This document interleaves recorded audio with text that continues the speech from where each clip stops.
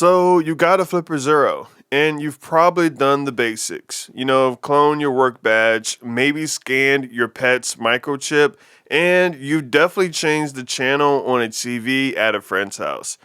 You've seen the impressive but simple demos online and are probably starting to wonder, is that really all there is to it? Well, what if I told you that the surface has barely been scratched? I'm Jay Blanked, and today I'm pulling back the curtain and showing you the secret apps that unlock this device's true mind blowing potential. These are the tools that will help you genuinely understand the invisible world of technology all around you. So let's get into it. Now, before we can even think about installing these powerful apps, we have to talk about custom firmware. This is the absolute key. Think of the official firmware that comes on your flipper like the standard iOS on an iPhone. It's stable, it's user friendly, but it's also a walled garden. It's limited by design for safety and to keep things simple. Well, custom firmwares like Momentum are built by the brilliant Flipper community to tear down those walls. They unlock features the manufacturer restricted, like extended sub-gigahertz frequencies, and they add brand new tools developed by enthusiasts. Most importantly, they create the foundation that allows you to install and run the powerful experimental apps you can't get from the official source. Installing custom firmware is surprisingly simple with tons of great guides online and is pretty much the essential first step to transforming your flipper from a fun gadget into a serious tool for exploration and learning. But before we move forward, listen up, because this is the most important part of the entire video. Now, these tools are for education, experimentation, and security testing on your own equipment only. I repeat, only on devices and networks that you personally own or have explicit written permission to test.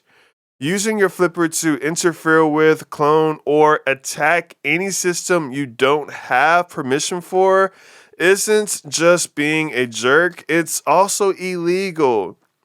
And in many places, that can lead to serious consequences, including hefty fines or even jail time. The Flipper community thrives on responsible, ethical exploration. Acting irresponsibly not only puts you at risk, but it also endangers the entire community by giving lawmakers a reason to clamp down on these incredible open source tools. So be smart, be ethical, and use this knowledge to learn, not to cause trouble. Okay, now with that crucial disclaimer out the way, let's get to the good stuff. These are the apps that will take you far beyond the basics of reading a hotel keycard or mimicking a TV remote.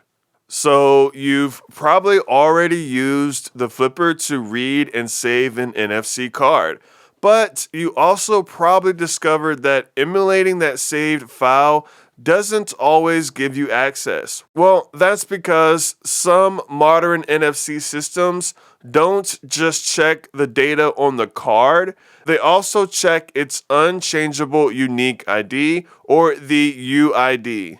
This is where the NFC Magic app becomes a game changer. Now, this app allows your flipper to interact with special writable magic cards, which are often sold as UID changeable cards.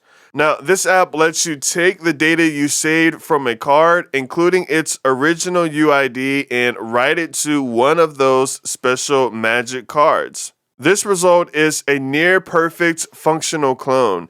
And for security researchers, this is pretty much an essential tool for testing how robust an access control system really is. The flipper can display a barcode on its screen, which is neat for loyalty cards, but this advanced barcode tool does something far more powerful. It leverages the flipper's USB capabilities, allowing the device to act like a USB keyboard when plugged into a computer. And this app is pretty straightforward. You have to create a barcode file and then save the file, changing the extension to .bc, and then put that file into the BC scanner folder on your flipper. And then within the app, you can click on the file that you saved to emulate a barcode scanner for testing cash registers. Now, the frequency analyzer that comes with the flipper is useful, but it's like looking at the night sky through a straw. It only hops through a preset list of common frequencies to listen for activity. So if a device is transmitting on a frequency that isn't in your specific regional configuration file, like 868 megahertz, for instance, the standard analyzer won't even know it's there. You're completely blind to it. The spectrum analyzer, however, is for pure discovery.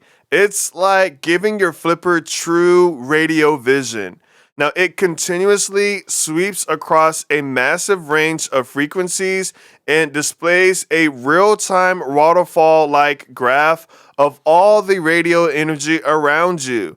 Now, this lets you instantly spot hidden signals you never knew existed. You can see the invisible bursts from car keys, garage door openers, wireless weather stations, security sensors, and countless other devices. It pretty much turns you from a passive listener into an active radio explorer. Those little pins on top of your flipper, well, those are the GPIO, or general purpose input and output pins. For many beginners, they are the most overlooked feature, but for hardware hackers, they are one of the most powerful. They are a gateway, allowing your flipper to physically connect to and control other pieces of hardware directly. Community-built apps for GPIO unlock a new world of possibilities.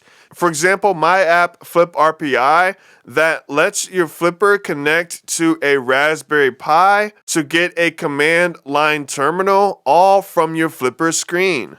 You can view the terminal by clicking View, or you can go back and click on Send to send a command.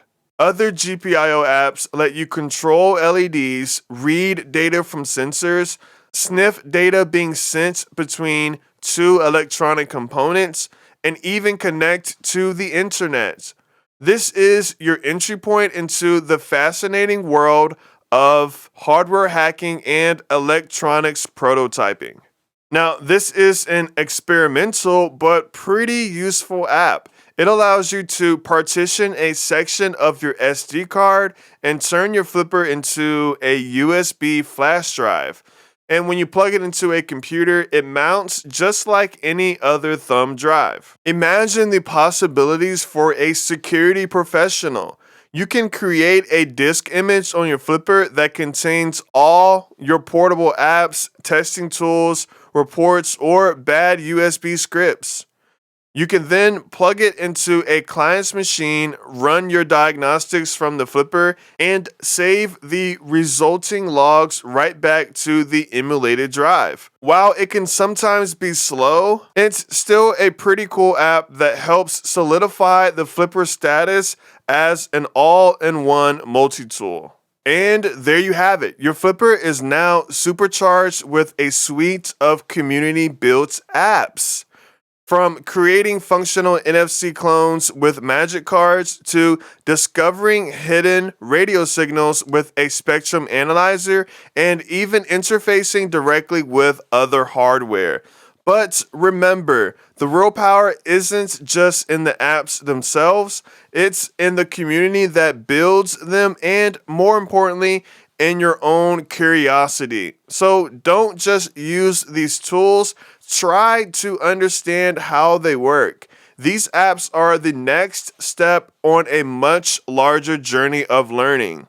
So get out there, explore the invisible technology that surround us, and obviously use these new powers for good. Well, if this video helped you unlock your flipper's hidden potential, do me a favor and hit that like button and subscribe so you don't miss what's coming next. And now I want to hear from you. What's the first secret app you're going to try? Let me know in the comments below. And if you're already running custom firmware, tell everyone which one is your favorite. I'm Jay Blanked. Thanks for watching. Peace.